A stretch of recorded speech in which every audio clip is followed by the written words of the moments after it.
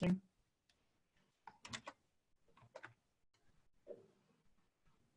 right, welcome everyone. We're about 1 minute away from starting.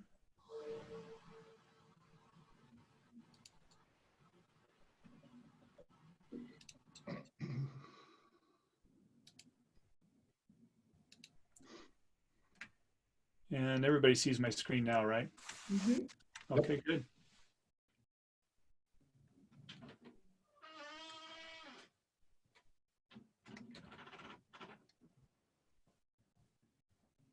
Okay, so.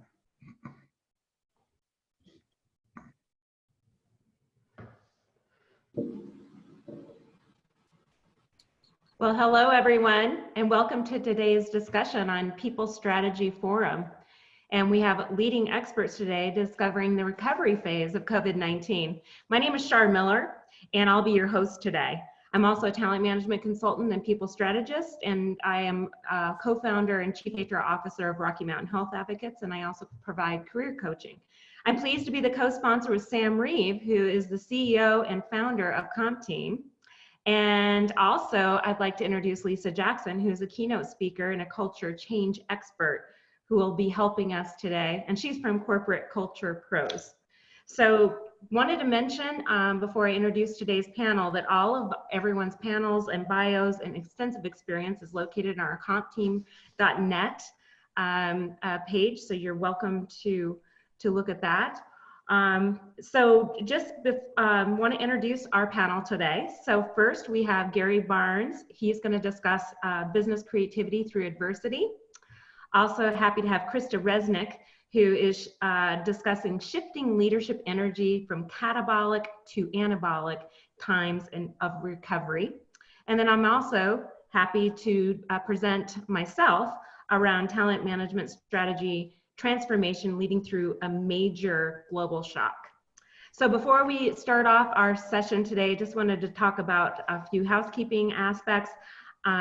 Today's discussion will be on for you within 48 hours on the CompTeam.net website. We also have some very helpful attachments and tools and resources for you on our CompTeam.net website. You can listen to the recording of today's presentation. And then also during today's presentation, we really appreciate that you're highly interactive with us. And so what we ask you to do is to utilize the question and answer in the chat and have some dialogue with us. Any questions, comments, your personal view. And lastly, I want to mention, please share that we have future events coming up, People Strategy Forums every week on Wednesday at 10 a.m. Mountain Time. So we ask you to share those. So without further ado, I'd like to get us started and introduce Gary Barnes, who's going to discuss business creativity through adversity. Hi, Gary. How are you? Great. How are you? You know, I'm doing really well. Thank you. It's a privilege to be here. Great. Well, Gary, so yeah, it's great to have you. So we talked a lot about this earlier about the 3 keys to business success. And the one thing that the title of your presentation here, if you could tell us a little bit about that, is just as far as business creativity through adversity. And so what are the key points there? You know, what I have found over my career, I spent 9 years in real estate and built one of the largest financial planning firms in the country over 30 years, is that adversity or change is a constant. And many times what we're doing in the adversity or that change, their creativity comes up, and it's really about how do we adjust to it. And then what I have found is there are 3 elements or 3 keys that if we really consistently and persistently apply these in our businesses, we will be successful. Right, and I noticed that of course, the first key you have here is be seen. Now I know that a lot of business owners and just in consultants and practitioners out there is just during this pandemic, the first thing was just to self-care, of course, and the next was, okay, when is it appropriate to actually reach out and actually be seen during this? Am I interrupting people? Is it causing problems, things like this? What have you experienced? You know, early on, it really was that there was a lot of concern that we were becoming maybe a little bit of that concept of evidence chasers. And so we were using the situation to benefit ourselves in a monetary way. But what we have found is that, you know, my concept, if we were valuable before the coronavirus, we should be and are more likely to be more valuable during and particularly after we get through this. And just like you right now on this program, you were designing a in-person, and so instead of, since we're not able to, we're coming on here and using the platforms that are available to us. But the concept of being seen can really intimidate a lot of people because when we're seen, like right now, we don't know who's looking at us. We don't see them in the audience. And so we can have that feeling that it could be about ego. It could be about, you know, just placing ourselves in a place of vulnerability. And really the being seen is, you know, we were told, build it and they will come. And we know that's a lie. But the be seen part is the foundation. If people don't know that we're here, if they don't know that we have a solution to their fear, their pain points, their desires, everything else really doesn't matter. Right. That's great. Well, I just want to comment. Thank you for acknowledging that we are in this similar state with our people strategy forums. And yes, you're right. We had a live event that was canceled, and therefore we were innovative and creative and came up with these people strategy forums in response to the COVID-19 and now in recovery. So what is your thoughts about being seen with the use of social media and virtual types of tools? You know, I have been early on the bandwagon about using social media, using YouTube, because many of these platforms are the largest databases on the planet right now. LinkedIn, I believe, still has, or it may be in competition with YouTube. But when we're disseminating good information, we're giving the content-driven type of visualization out there. In fact, right now, many of my videos on YouTube are being pushed out by YouTube as a recommended view. Now, I didn't pay for that. I don't know what the algorithm is, but they're short, they're concise, they're content driven. And, you know, it's about embracing something else, and it's what I call celebrity. And celebrity, to me, the definition is how I am different from, not better than. And so it's not about ego, but it's about, here I have a story, a product, a service, and being able to disseminate that in a very concise way, a very sharing way, is where we're going to have a lot of connection, a lot of ongoing relationships. And I really believe in the relationship function in business, because people will remember us, particularly during this time. If we're there as a resource and they see us after we get finished with this, even if they're not engaged right now, they're going to remember us as someone that was there for them during it. I remember in the financial planning world for 9/11, is that as a financial planner, I still had to run the office. I still had all the overhead that went with that, as well as staying in touch with all of my clients, answering their concerns, being there, being a resource. And then afterwards, we had an even tighter relationship because we went through it together. And I think going through these times where this is the first time, I believe, in the history of probably mankind that we're all dealing with one thing in some way. And so by being seen and being that resource, I think we're going to have an even better, more tighter relationship as we come out of it. Yeah, I think this has been a very important wake-up call for leadership across many of the companies out there. I mean, the fact that, or the need for them to be visible virtually, and also talking to their employees in this time of crisis is quite important. So what have you been guiding leaders out there to do in this context with their employees? You know, to really have these moments. If you look at the tidbits, people are inundated right now with information. They're also confused. And so the more that we disseminate this in a visual form, we can do it in blogs, we can do it in articles as well. But here's a side benefit for all of this. And this is not something to do just during adversity. This is something I'd recommend to do forever, is that what we put out in cyberspace, we already know it lives forever. And so the content, making it as evergreen as possible. Sometimes I will put out, well, most of the time right now, I don't even mention COVID, but I'll mention going through adversity, going through a trying time, going through a challenge. I'll use it that way, and then that content that is out there is not going to be looked at, well, that was good 5, 10, 20 years ago. It's going to be relevant today. And I get, it's amazing how I will get messages from people, or people will comment on a video on YouTube that I did 10, 15 years ago, and they think I just did it. And so it's really cool. Yeah, it's definitely, we're learning a lot of new things in this environment, and the importance of having communication and longevity of that. But one thing that on your next point here, as far as being safe, what do you mean by that there, Gary? You know, being safe, the second key is, for me, having no agenda, is building the relationship, like I had mentioned just a moment ago, is when we connect. In fact, the reason that I'm on the program today is, you know, I connected with Shar on LinkedIn.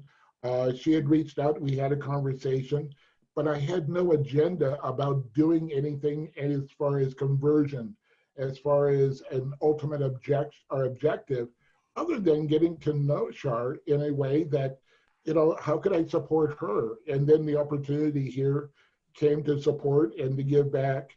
But it was through really, in Shar, you know, maybe, you know, your reflection on that, but I did not have an agenda, and I think it came through. Yes.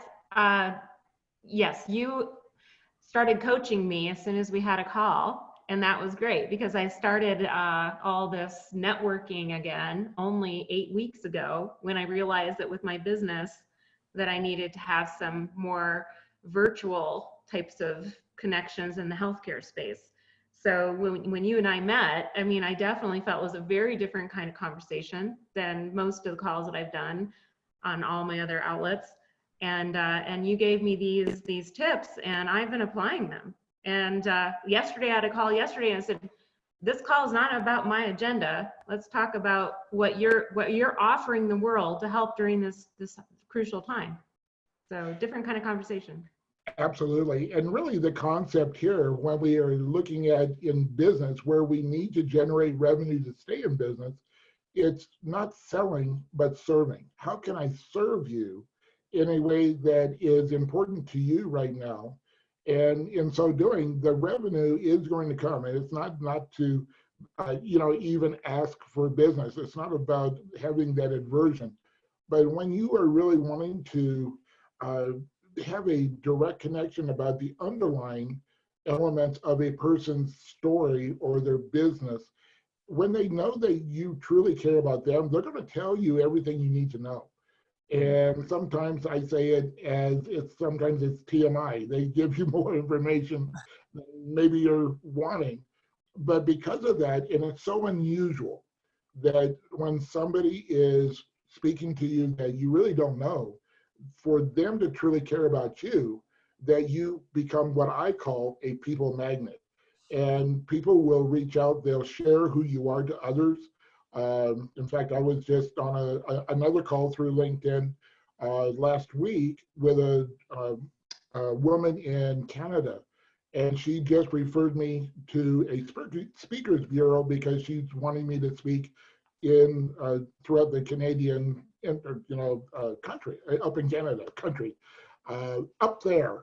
So, but it wasn't the reason that I did it. That's the point, is that there was truly no agenda outside of wanting to build a connection on how to serve and see how we could support each other.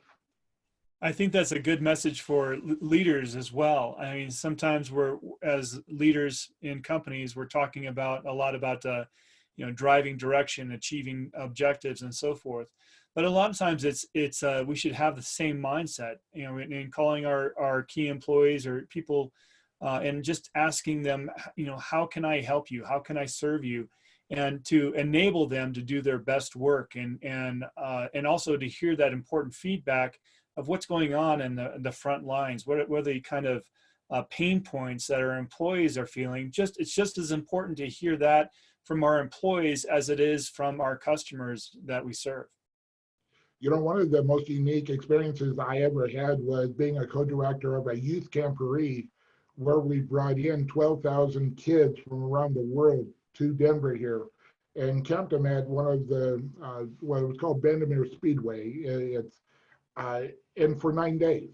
And my co-director, I listened to him, and one of the things he always said is, how can I make you successful?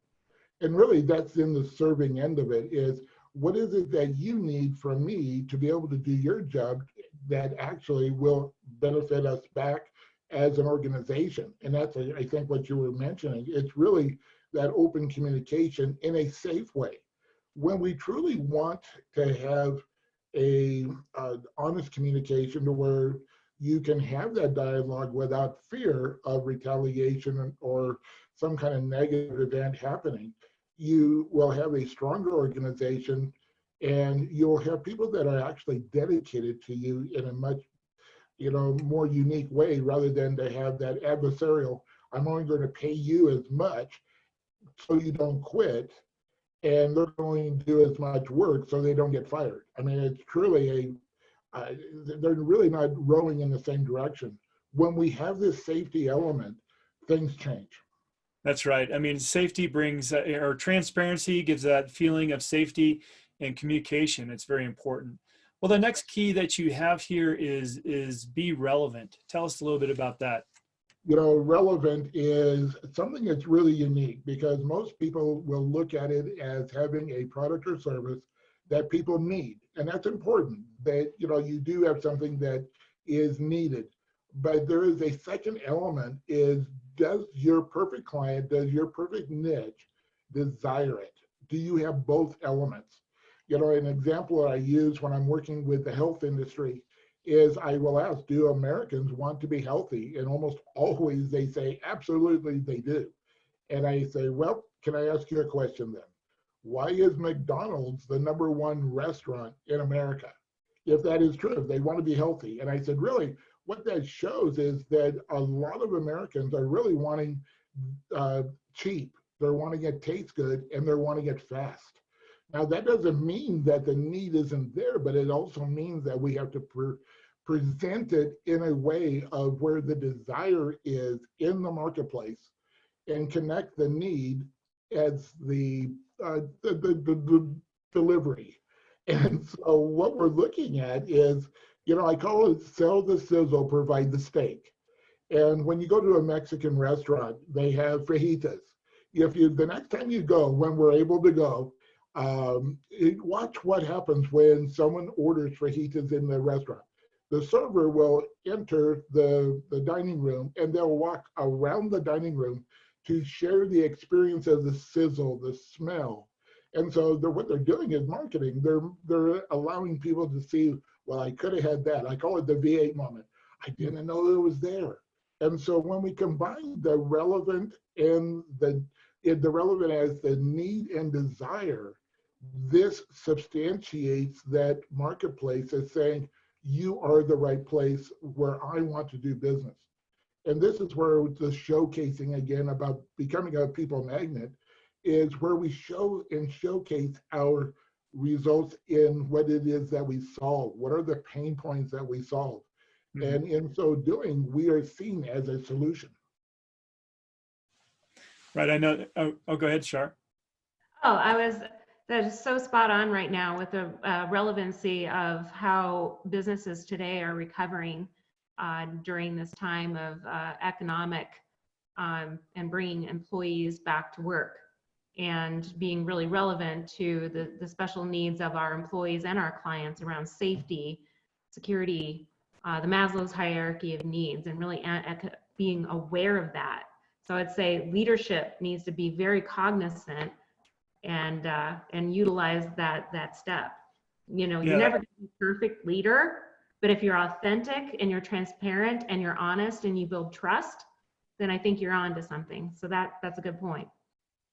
You know, and that, whether it's in the C-suite or in middle management or in the rank and file, as you build this up, you're going to have a much stronger organization when you have that, when you have the transparency.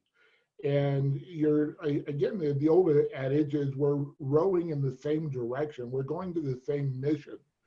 And maybe there's times when we go through this type of adversity, 9/11, the different downturns in the economy, it gives us a chance to pause a little bit, to slow up and to see what we have been doing. And maybe the things that we can shore up to actually have a better end result for having gone through something like this. Now, none of us want to go through things, but you know, it's also many people in the marketplace right now have never gone through an adverse situation in the economy. For some of us that have had that, we know that there's going to be an end and there's a positive outcome that we can create. We can't control the stimulus, but we can control our reaction to the stimulus. Mm-hmm. And you know, if we just stand there, it's going to be, you know, really a challenge, but it's a proactiveness now. I've been asking people, do you want to be in front of the line when everything opens up, or are you wanting to be scrambling to get in line? And having this momentum for me does not necessarily mean speed.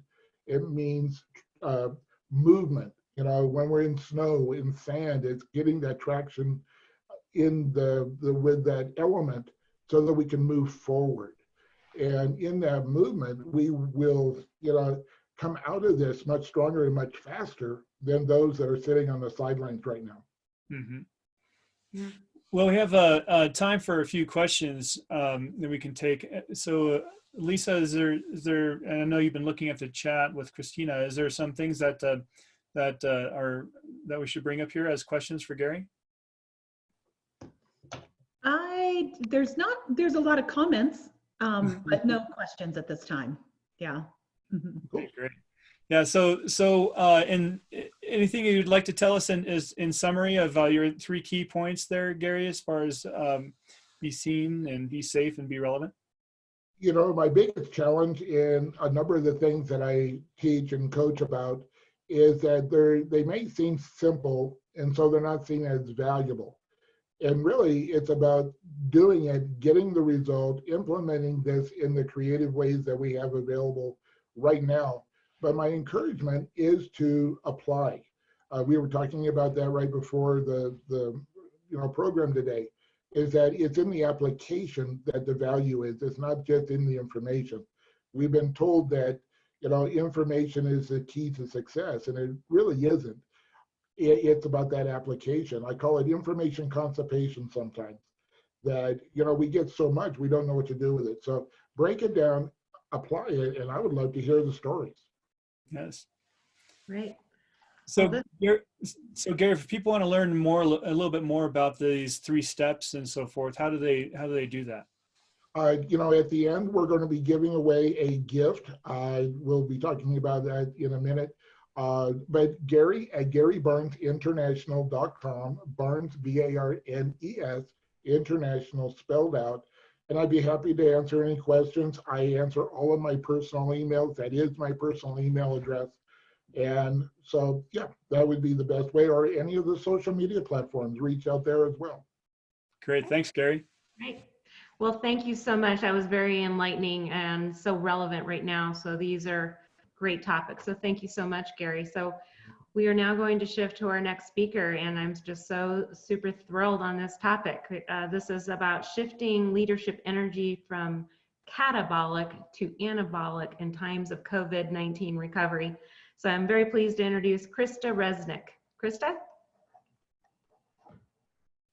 Well, good morning, Gary. That was That was fantastic on so many levels. And I wanted to just comment before I dove in that I think you're spot on in so much of the tools that and the strategies that we teach and share with people are simple.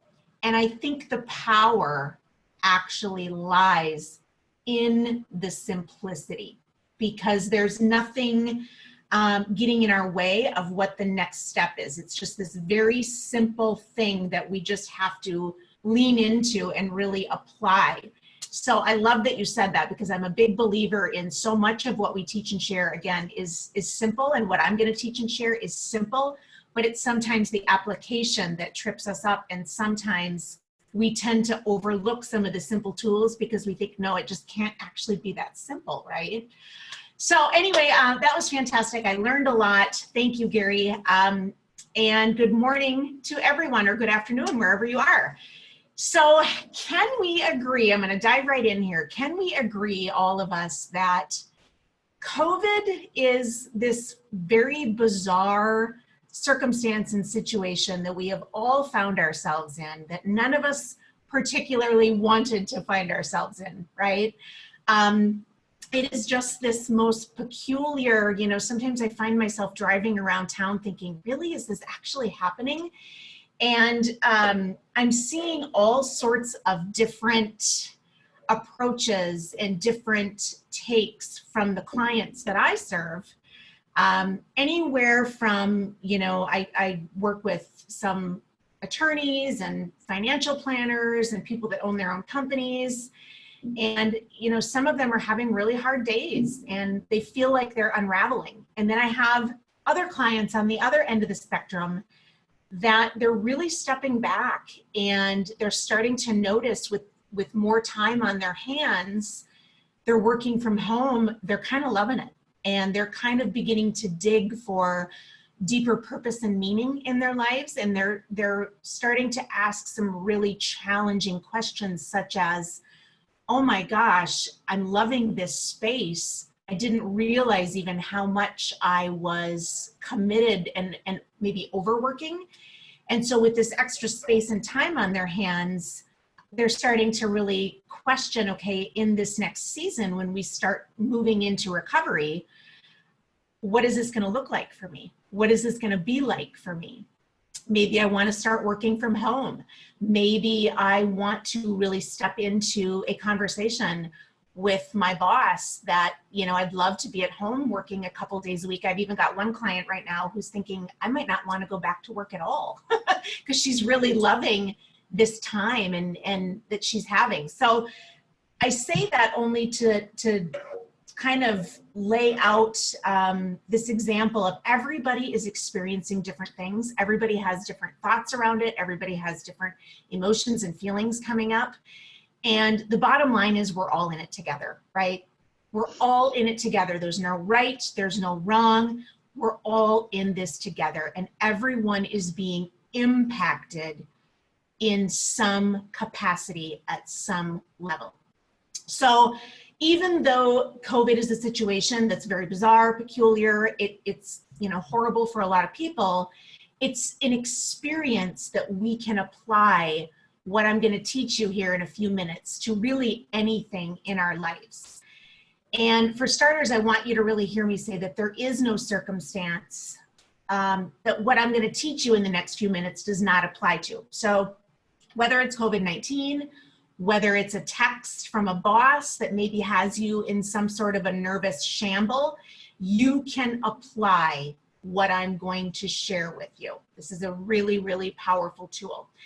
And before we do that, before we step into, you know, kind of some conversation around energy and sharing this tool with you, I want to share with you a story from my own personal life. You see, years ago, probably 15, 16 years ago, I was what I like to refer to as a master storyteller. I come from a long lineage of storytellers. My grandfather was a phenomenal storyteller. My brother is actually a news anchor, so he's like a master storyteller. And I was a master storyteller also, but not in the way that, some of my family members were. I was a master storyteller in a way that I had a lot of very limiting thoughts and beliefs that were sucking my soul, that kept me stuck and really kept me kind of spiraling in this catabolic energy that we're going to dive into in just a minute. And because of these stories, because of the thoughts that I was choosing every day that I didn't even realize I was choosing, I was really showing up in life unfulfilled, unsatisfied, drained, grumpy, and quite honestly, just plain unhappy. And because I was handcuffed to these stories, I was very miserable and I was acting like a victim.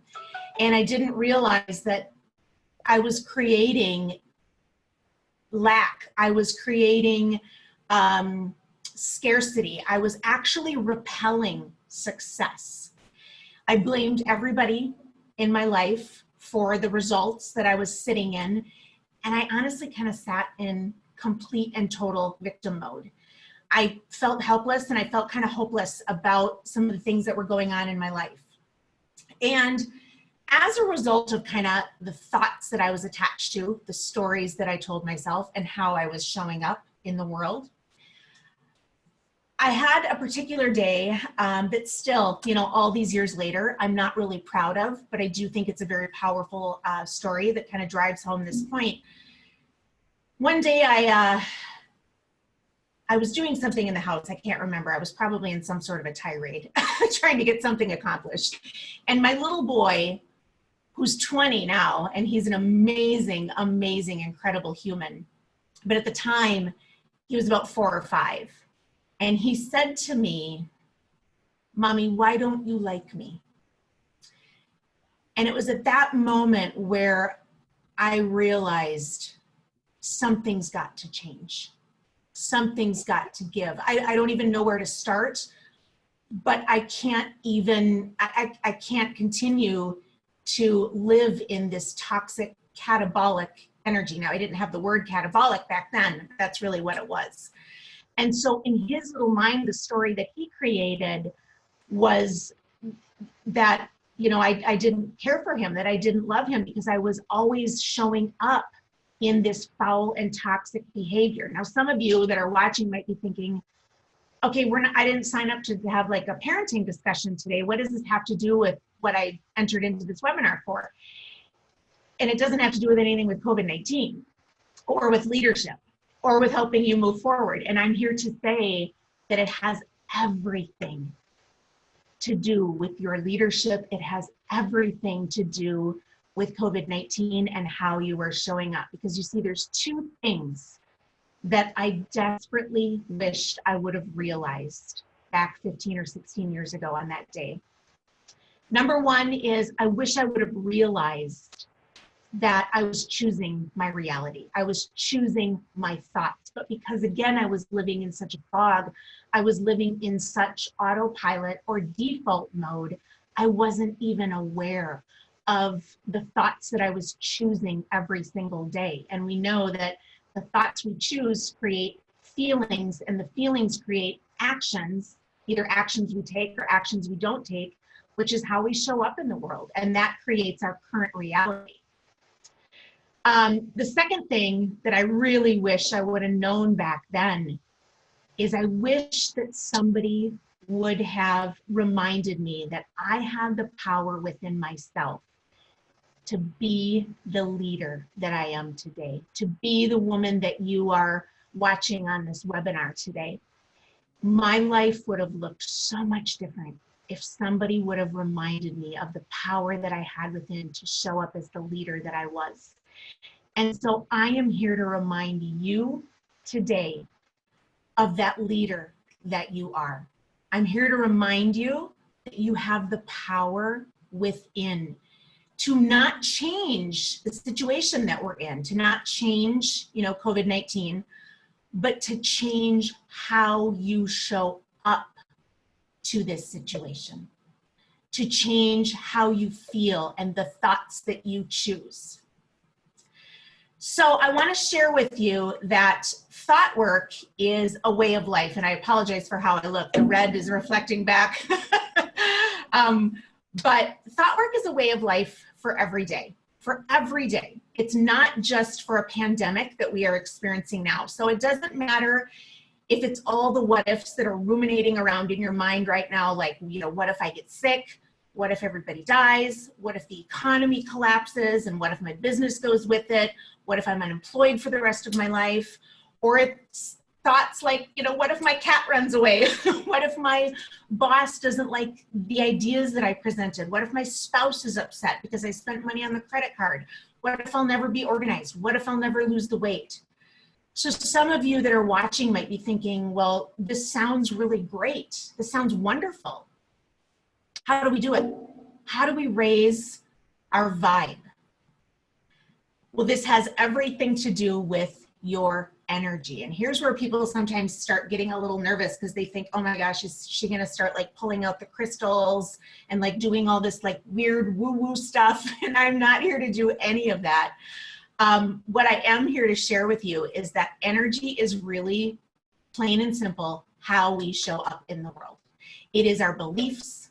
It is our attitudes. It is our perspectives.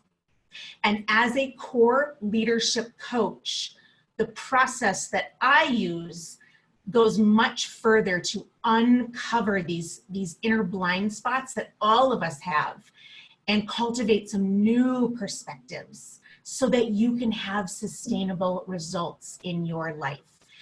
So digging into these stories that we tell ourselves is how we step into new versions of ourselves, how we make connections, and how we become catalysts for culture shifts within the workplace, and how we increase the joy and positivity in every single aspect of our life. So this is the work. This is the work that saved my life. And this is how you tap into the powerful leader that you are. Because I know all of you, again, on this webinar today are powerful leaders. And I'm here to remind you of that. So how do we do that? Well, what I want to do first is start by helping you recognize. This doesn't want to, Sam, I'm having trouble. There we go. It's a little slow, a little leggy. There we go. So how we shift energy is really by, first I want to lay out the foundation and have a little conversation about the two different types of energy. So there's catabolic energy and there's anabolic energy, okay? Catabolic energy, as I mentioned in that story that I shared, you know, the day where my 4-year-old said what he said to me, that was the energy state that I was in. And that energy is contracting and restricting and heavy and draining and actually repels success. And it's not that it's a bad energy, okay? So I want you to all understand that this is not about always shifting and being in positive Pollyanna mode. It's just about being aware and noticing, oh my gosh, I think I'm really stepping into some catabolic energy here. What do I want to do about this? So catabolic energy, if we stay in that energetic vibration too long, it's the energy that I say is almost as if it's cancerous and cannibalistic. It's as if it begins to eat away at us. It feels heavy. It's anger, it's resentment, it's restrictive, it's draining, it's unhappy energy, and it's very victim-y and apathetic. And again, if we stay in that catabolic place for too long, it truly affects how we show up. It affects our leadership. And when I say leadership, what I'm talking about when I say leadership is about leading yourself. Why? Because everything flows out of you. Everything flows out of you. So leadership really stops and starts with your ability to lead yourself. And again, if you stay in this catabolic energy for too long, you can't change. You can't grow. So another personal story that maybe some of you will resonate with. My son, the one I was talking about earlier, he was 4 or 5. Now, as I mentioned, he's 20, almost 21. And 2 years ago, he left home and went to college. And I live in Wisconsin, and he decided to move 1,500 miles away and go to college in Florida. And the moment he walked over that threshold, it was as if I felt my life was over. I just kept replaying, you know, all of the Christmases that we had and how he would run down the stairs in his little pajamas, his little footy pajamas, and we would, you know, unwrap gifts and, you know, all things of that nature. And when he walked over that threshold, I really, truly fell apart. And I sat in that catabolic energy for about 3 days. And I cried so hard, so long. I literally had scabs forming around my eyeballs because it felt like my life was over. And the point of the story is, after about day 3, I had to pick myself up and I had to say, okay, we got to move on. We got to tell ourselves a different story here. We got to choose some different thoughts, because you cannot continue to sit in this energetic state. So life did go on, but again, if you stay in that catabolic energy, you can't change and you can't grow. Jim Rohn, who's one of the founding godfathers of leadership and personal development, stated, "Your life does not get better by chance, it gets better by change. And in order to grow, you've got to change." So many of you, you know, you might be operating kind of in this level of stress and overthinking and analysis by paralysis and fear and comparison and judgment and taking things personally, and maybe some intensity and frenzy and anxiety and worry. It's how a lot of us operate, right? And when we try to function out of this catabolic place, oftentimes we wonder, well, why aren't I getting the results that I'm looking for? And it's because we're not accessing our creativity. When we're sitting in that catabolic energy, we're not able to access creativity. We're not able to access innovation. Triggers are happening left and right.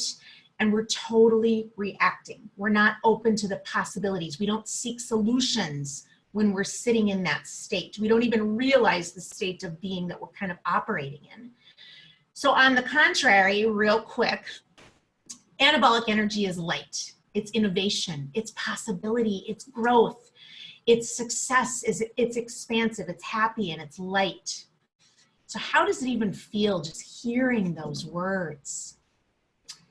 So what we want to do, because some of you are really thinking, well, that sounds lovely. How do I get there? Like, how do I actually move from catabolic to anabolic? And one of the things that we need to go back to is the stories that we're telling ourselves, and really pulling out some of the thoughts that are not helping you, okay? So what I want you to really lean into, and I want you to really kind of think about, is we need to remember that our mind, this thing right here between our ears, is a tool, okay? And it's a powerful, powerful tool. You do not have to believe everything that your mind is throwing at you. You can learn to run your mind. And so the very first tip that I'm going to share with you, so that you can really start to learn to run your mind, is ask yourself this simple question: what is the story that I'm telling myself? So is the story, what if I get sick? What if everybody I love dies? What if the economy collapses and business goes up in flames?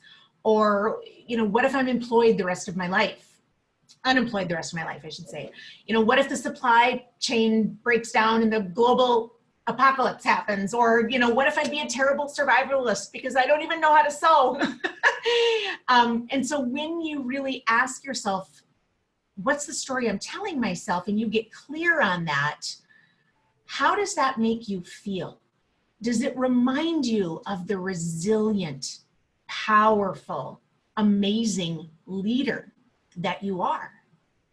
Or do your thoughts go right straight back into that catabolic energy?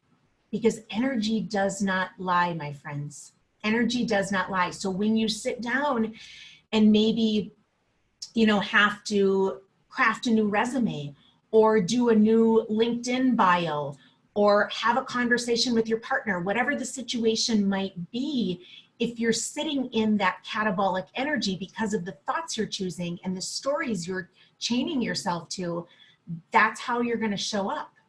And you're going to show up kind of hesitant, maybe angry, resentful, victim-y, blamey, powerless, maybe bitter, maybe anxious, maybe stressed, frenzied.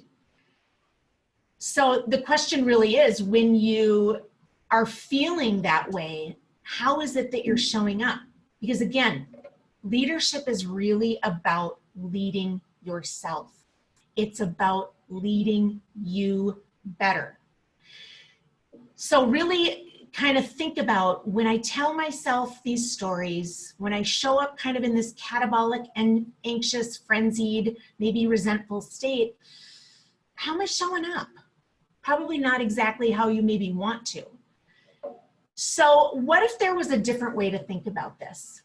What if there was a more empowering or kind statement that you could say to yourself that could pull you out of this catabolic funk?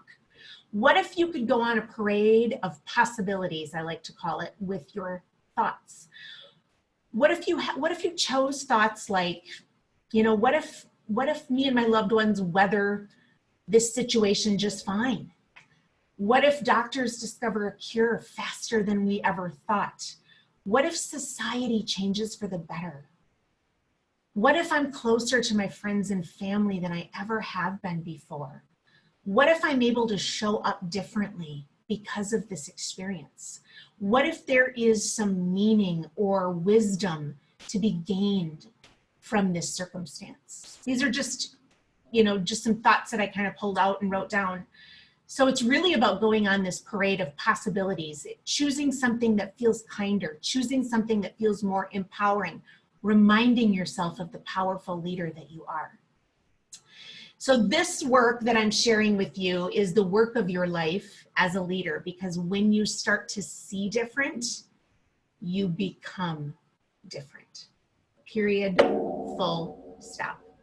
And learning to tell yourself a new story from a higher energetic state, from the anabolic state, is one of the foundational superpowers of being an unstoppable leader. So when you see all the quotes that you maybe see on social media, some of the memes, change your thoughts, change your life, those are great, but oftentimes we don't know how, right? And so what I did was I just gave you the how. And it really comes back to what this tool does is it really helps you to learn how to run your mind, to learn how to choose your thoughts. And remember, your mind is a tool and you can actually choose the thoughts that you want to believe. So this is not even 1/16 of the work that I do because I only have about 20 minutes here.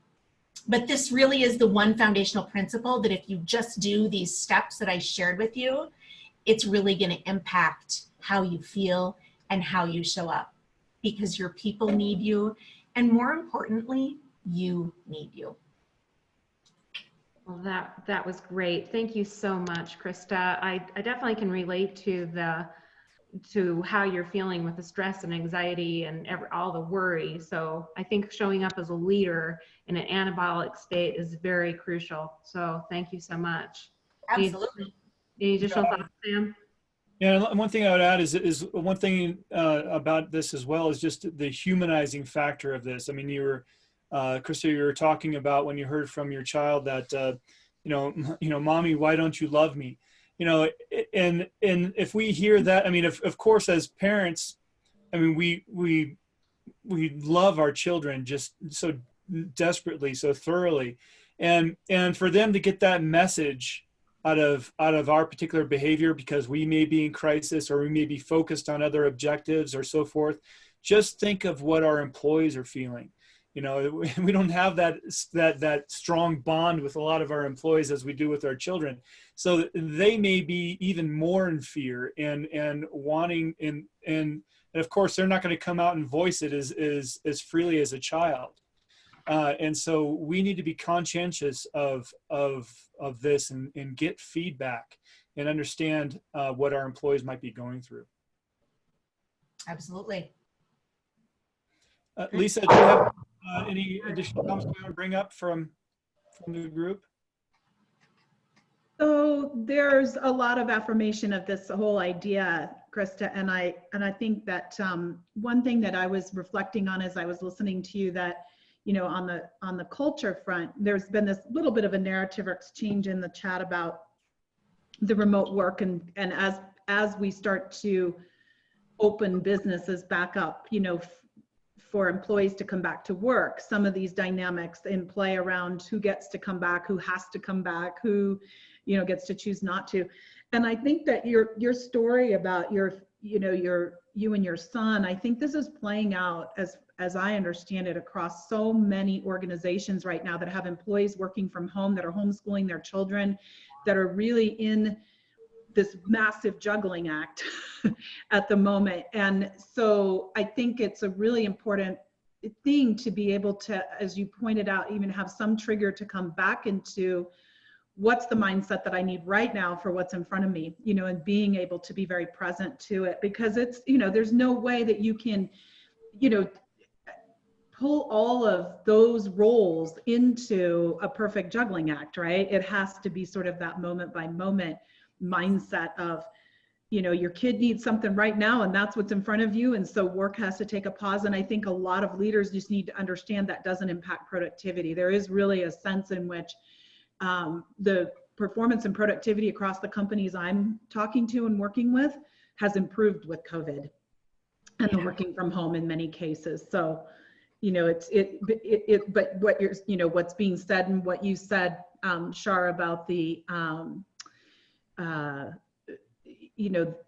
just the feeling that this is we're all in this together, and that we have to kind of come through this together, and have leaders who really do understand, because they're probably homeschooling their kids right now, that kind of mindset hopefully will be a great lesson for the future when things go back to some new semblance of normal.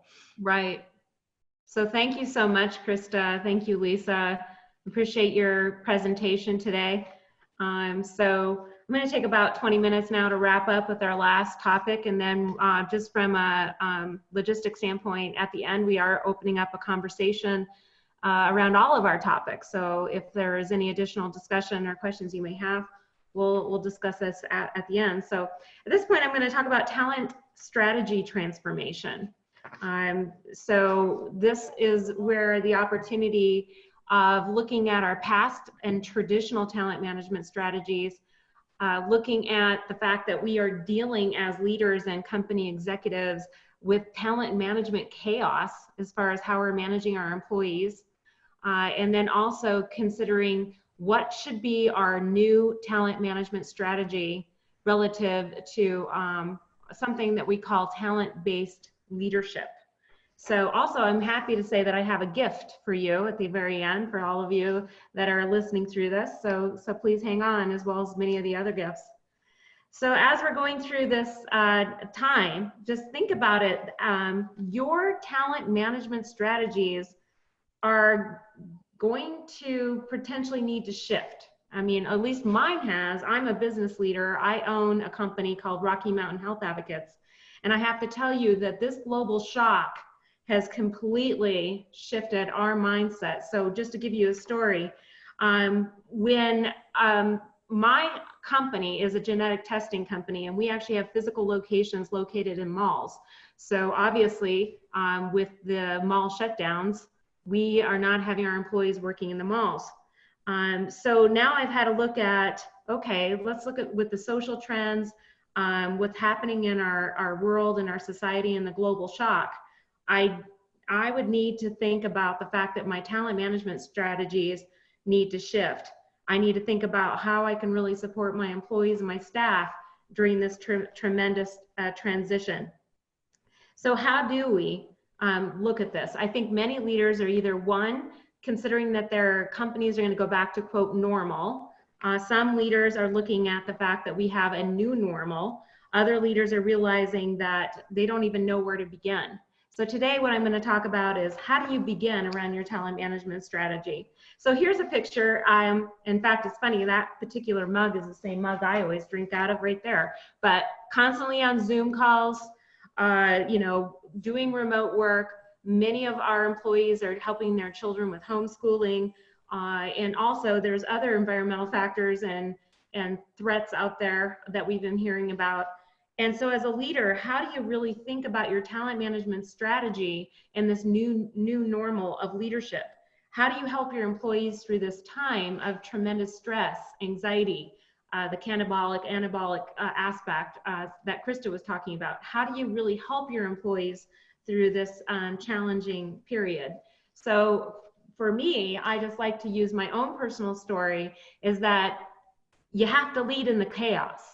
You have to think about the fact that, for example, in my company, my small genetics company of only about 20 employees and less, that we had a complete talent management chaos, temporarily laying off staff, realizing some of our employees desperately needed the unemployment resources, seeking the funding that we needed, the PPP, and then also realizing that many of our employees are out there, no job, not necessarily understanding what their roles are, and the fact that if I'm not paying them, I really can't treat them as an employee. So it's a bit of a chaotic state.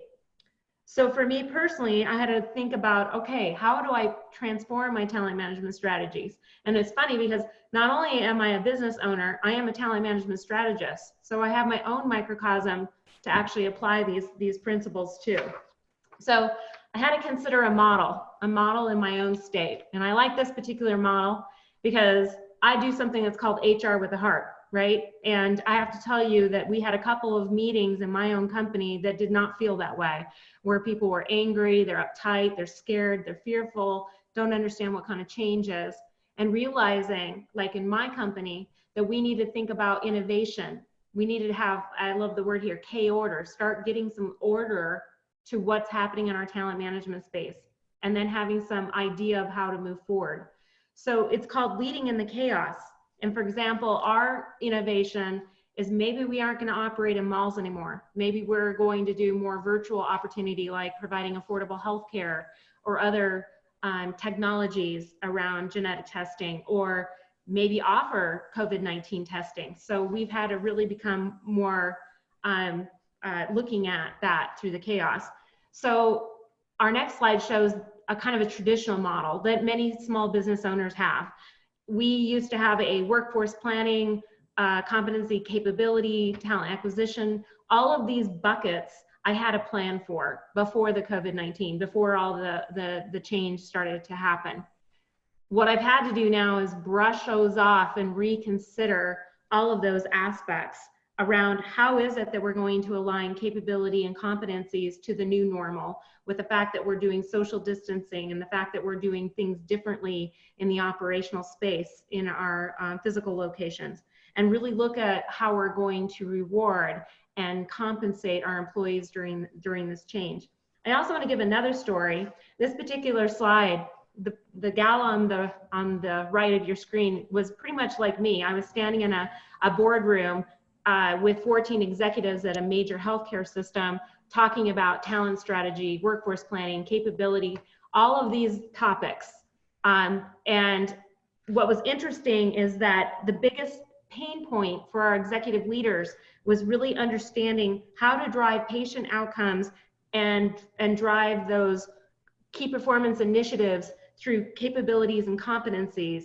And it almost was a mystery because we had all of these various disparate HR programs that was really not aligning to driving an employee's talents and drives to drive that competency and capability, and also not really considering the environment. So in reflection of that job, I left in 2016. But in reflection now, my talent management focus is going to completely shift. If I was standing in that boardroom as I was back in that day, I think it would be completely upside down. It'd be a very different focus. So let's take a quick look at this. This is a talent management simple model of something that we've used here at CompTeam, where generally you have top leadership at the top, you have support employees, and then you have essential employees or basic workers. I think, in my personal view, we need to flip this upside down. We need to think of it differently. So the next slide is an example of what I'm talking about. So I, again, was a talent management strategist of a big healthcare system, as well as another healthcare system, which I won't mention. But a lot of times we were planning leadership development conferences and deciding how you're going to focus on that top 10% of the organization. We were going to offer what we called succession management planning and really focus on the development of those top 10%. But at the same time, our executives were standing in front of what I call a whiteboard, literally identifying those that we needed to let go and those that we needed to retain in the top talent echelon. Well, guess what? On the next slide, I think we need to realize that during this time, that this whole bureaucracy needs to really change. I think employees are saying, okay, I see, CEO, that you're frustrated, but I'm a healthcare provider, I'm an essential worker, and I'm not feeling that my HR department or my talent management department is really speaking for me in the talent management space. So I call this being an HR disruptor. Something needs to change. So on the next slide, you want to look at this, and I'm not saying it has to be completely upside down, but I'm saying that right now through this period, all of our employees are saying, wait a minute, I matter just as much as the top 10%. I matter just as much as my leaders. So executives must balance, the little point at the bottom is balance talent-based leadership for all workers. That is so crucial in this particular time. And that's going to completely adjust the way of our thinking. So in the next slide, we want to talk about something that we want to present to you. And so we, with CompTeam, actually have something called the TMA method. And what I'm excited about that is that it completely can flip your different way of thinking about people strategy, how you're acquiring your employees. And by the way, we have to rehire our employees, how we're going to re-onboard our employees, develop, retain, think about those that have been impacted and may need to leave the organization, and how we're going to provide outplacement. So we really need to think about motivating our employees so that they're successful in their true nature. And actually, can I put you on the spot, Sam, at this point? How would you describe this, this TMA concept that I'm introducing here? Well, a lot of this is we talked a lot, even with starting off with Gary and so forth, and just about the importance of humanism and transparency and communication. Well, the TMA method is a way to get that real-time feedback from your workforce, constantly understanding where are their strengths, where their strengths lie, and what are they feeling now, and how can we best develop and utilize those strengths in the work that they love to do. And so that's the next piece is one thing right now in our new environment that we're seeing is that the way we do work is changing rapidly. A lot of us are here on this forum, this virtual forum, and the way that we've interact with people and so forth has changed, and that resonates well with some of our workforce, and others it does not resonate well. And so those that are not thriving in this new environment, we may need to look and see where they will be happier within the organization in providing and utilizing their strengths and talents in a place that they may thrive in. And so the TMA method is a way of discovering that. Right. Well, thank you so much. And so on the next slide, you'll see that we need to be showing up differently as leaders. And that's what I love what Gary Barnes was saying. You know, we as leaders need to be seen. We need to not have an agenda. We need to be relevant to these times. And it's all about really focusing on our talent and thinking about talent management strategy in a very different way and actually approaching it, because now more than ever, our employees are looking to you as a leader and watching how you're going to respond differently in this time. And the next slide, we talk about, again, talent-based leadership, that our employees need to be, you know, our leaders need to really focus around the team. Even if your team are working remotely, if they're working differently, to be focused around them. Also really understanding your employees and how they tick. And particularly right now, as employees are going through this change, from a Maslow hierarchy of needs, as well as taking care of their children and their family and their mortgages and rents, you know, really understanding how employees really tick in this time as far as how they're going to return to work and recovery. Also assuring that we have understanding of everyone's talents, and if there's new competencies and capabilities that are needed, how we're going to address them. And then also, how are we going to continue with a professional social cohesion and develop our employees right now?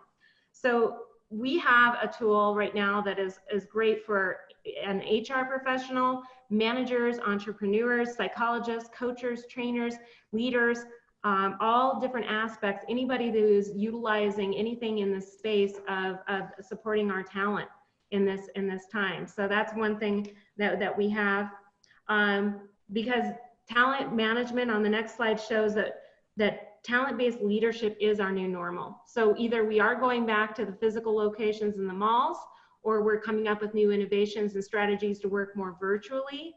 We all need to perhaps dust off the way we managed our talent in the past and bring it to the new day. So the next slide, I'm going to talk about kind of an example. One of my employees, her name is Susan, and she doesn't mind me mentioning this. She actually took this TMA assessment and prior to the epidemic. And what's interesting is that I learned from her assessment that she loves detail, she loves structure, she likes everything to be very specific and not so random. The interesting thing about my leadership style, and those of you that may or may not know me, I'm more of a global thinker, I'm a strategist, I'm very innovative, I can't even keep track of where my pen is sometimes, but I'm also a planner and a doer on a different type of arena.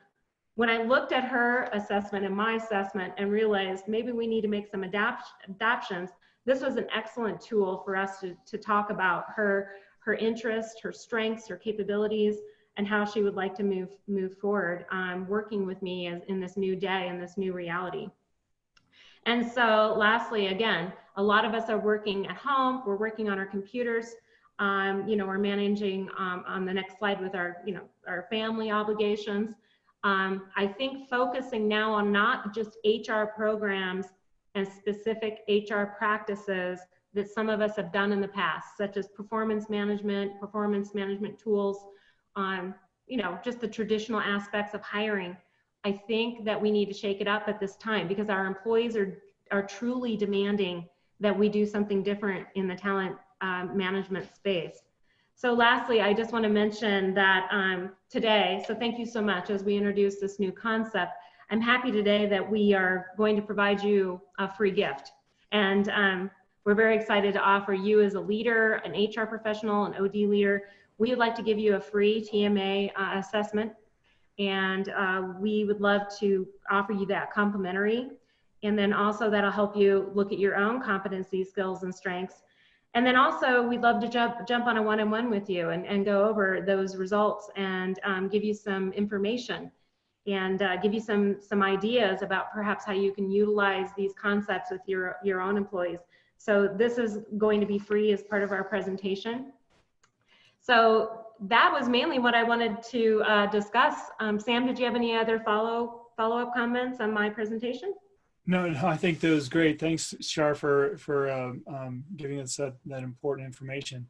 I think, like you mentioned, the big part of this is really staying close to our employees, our workforce, just like we stay close to our customers and clients in the field. It's important for us to know how they're changing, how their lives are changing, and how they're growing and developing as a professional. And these tools, there's a lot of modern tools out there that allow us to do this. Now, one thing I would mention, well, I know there's a lot of leaders and HR professionals that have heard of these different psychometric tools that are out there. And one thing that the TMA method does is it's focuses on growth and coaching, competency growth and what you need as a company to drive your objectives, and then understanding how to place people in roles that really utilize their talents. And so I think that's important, especially as we're getting back to this new normal where the workplace and duties have shifted quite a bit. Great. Well, thank you so much. And thank you, Sam, for leading a lot of this effort with CompTeam's sponsorship. It's been awesome as I've been building this for the last several months. So thank you so much. So I'm going to just, again, get into some housekeeping aspects, and then we're going to open up for engaging dialogue with our speakers and our panelists here. But before we conclude, I just want to remind everybody that we each have a gift for you. Gary has his information here of the power of get statements. So I encourage you to take advantage of that. And then also Krista Resnick has gifts for you as well. So please take note of that. And then this particular presentation will be saved on CompTeam.net so you can have access. And then of course our gift that I just mentioned, the TMA method tool that we will give you for free. So before we wrap up, just want to get into just closing out the discussion today, and then we'll get into further dialogue. So the recorded webinar will be on CompTeam.net. Feel free to take a look at that. Hard copies of the slides will be there, and they should be uploaded within about 48 hours or so. And all the additional resources are there. And I highly encourage you to take a look at all the past presentations that we've done. We've had an amazing, talented group of all types of professionals and legal type of people and HR, OD, all types of business leaders. So please take a look at that. And then also, please share the fact that we have this free tool, this free resource. People can go back and listen to the prior recordings and then reach out to the speakers if they have specific questions. And so we ask that you share it on your social media platforms and all your different types of avenues to communicate, to be seen, as what Gary talks about.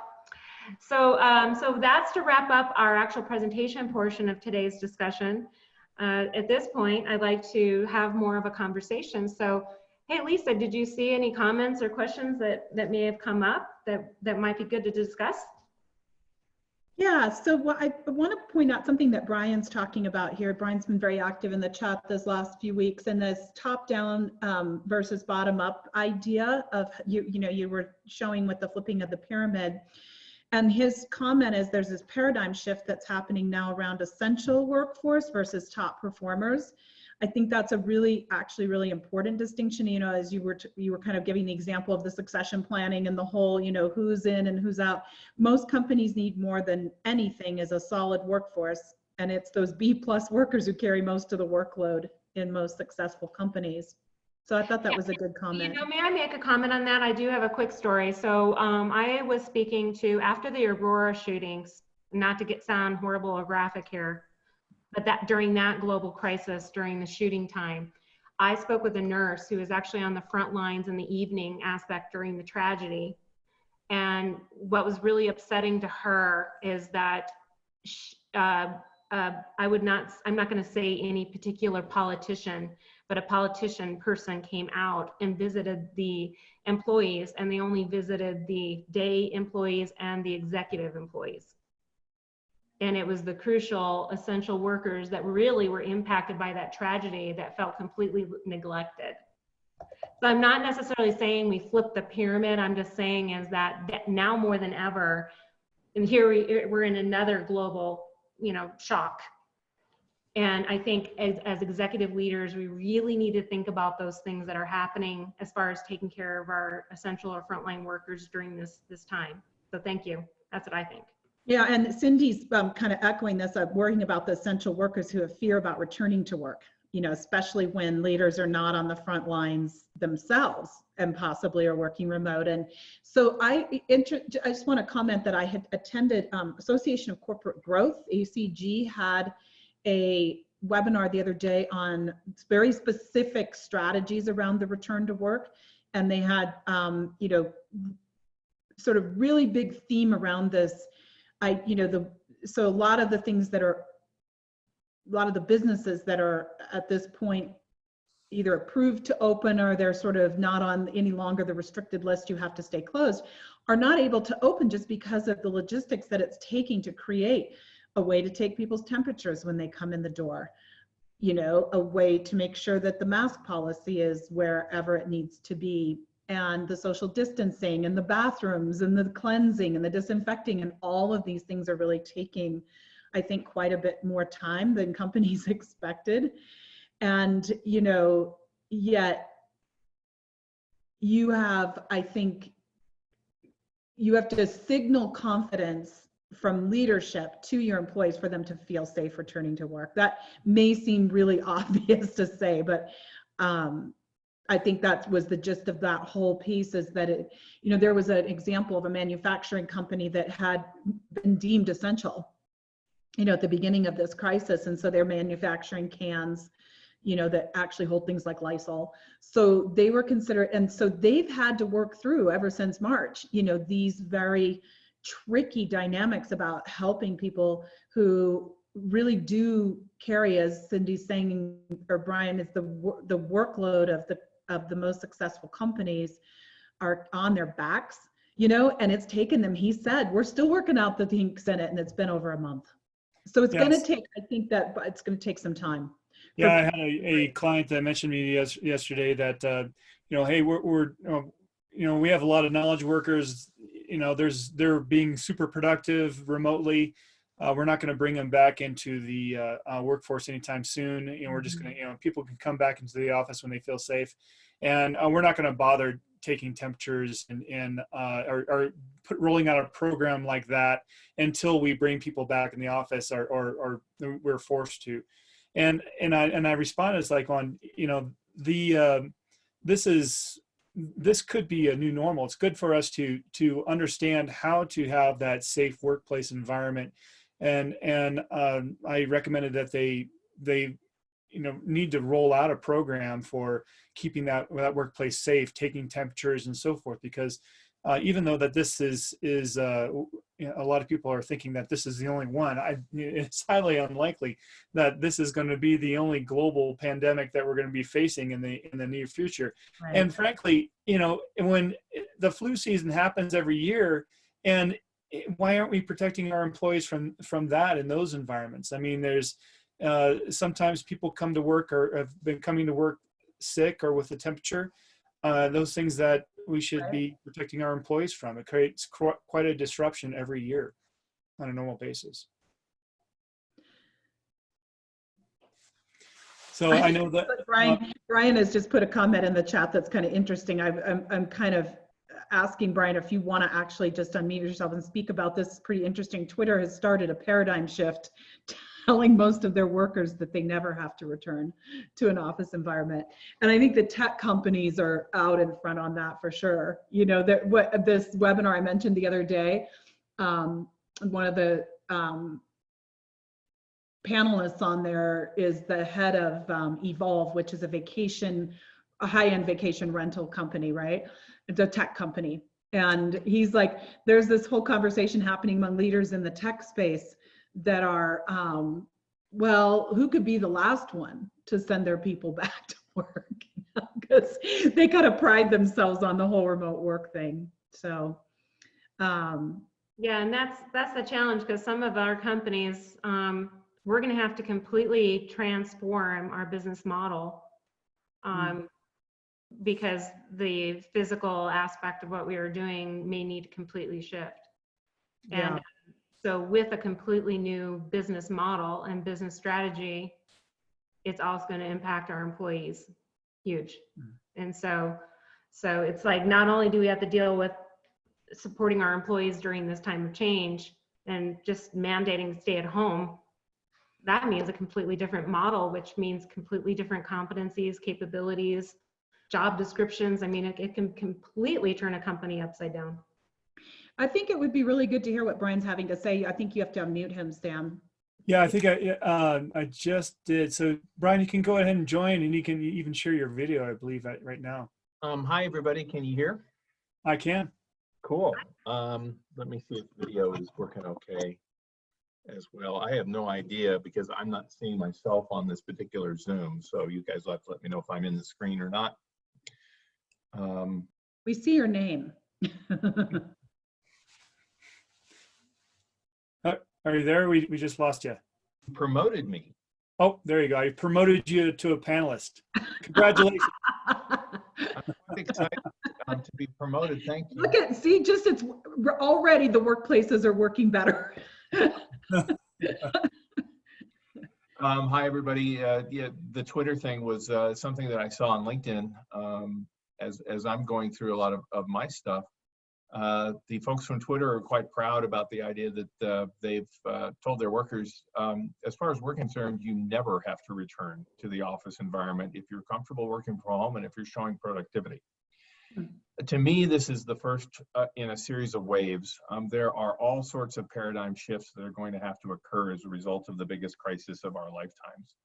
Yeah. We are seeing this right now. We're seeing what many of us knew. I knew this 20 years ago. I worked from home 20 years ago for a while and knew that my productivity was essentially the same writing, designing, developing training programs as it was if I had gone to an office and sat in a cube every day and interacted with other people. Remember, over the last 20 years, most businesses have been cramming the cubes together as if they're airline seats. They are constantly looking at how can we lower our cost of the office environment. Well, here's a great example. Here's a great idea. Have a global pandemic where nobody wants to be around anybody anymore because we don't have a vaccine and everybody has a lot of fear around getting this and whether or not you end up asymptomatic or you just end up on a ventilator in the hospital. So why not? Twitter says to their folks, hey, as far as we're concerned, you stay. I mean, this is your normal now. You're working from home is the normal, and there may be special situations in which we want to come and meet face to face. I can imagine most office areas turning away from the cubicle farm into the meeting room farm, where perhaps a team every month, once a week, once a quarter, gets together in person in a comfortable meeting space where they can talk strategy and they can talk the overall, what the vision is and where we're moving towards and how things look for the next quarter, the next year, whatever. And then back they go to home to do all of their work tactically in a home environment. Because let's face it, my quote unquote cubicle here in my giant bonus room is 4 or 5 times the size of my office and 10 times the size of a cubicle. There are huge advantages to it. I think many businesses are going to suddenly realize, oh my God, we don't need 17 floors of office cubicles anymore. We might need 2 floors of meeting space. And really think that a lot of these things, they haven't been really thought through yet because everybody's still in the reactionary mode of what we're like. But I think this may finally force some long-term things. I think it may force finally the idea that maybe the 5-day work week isn't really necessary and maybe 4 days accomplishes the same amount. That's right. Or I've heard a lot about that, or even having a flexible work week. I mean, we all have goals and objectives that we're supposed to accomplish. Why can't we accomplish those during the best time and place that we need to? So I want to just bring up something to add on to this, Brian, that a couple comments that were being called out that I was thinking about also: manufacturing, construction, healthcare, other essentials, restaurants, right, where retail can't work from home. So they're managed different than the Twitters and the tech companies. And what's the paradigm shift for them look like? I have my own ideas about that, but it, certainly would like to hear if there's, because you and I have been having some separate dialogue around some of that, that there is just a whole different view on work and hierarchy and talent management that's opening up at this time. Yeah, I would agree.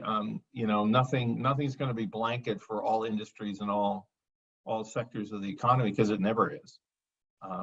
But I see this crisis.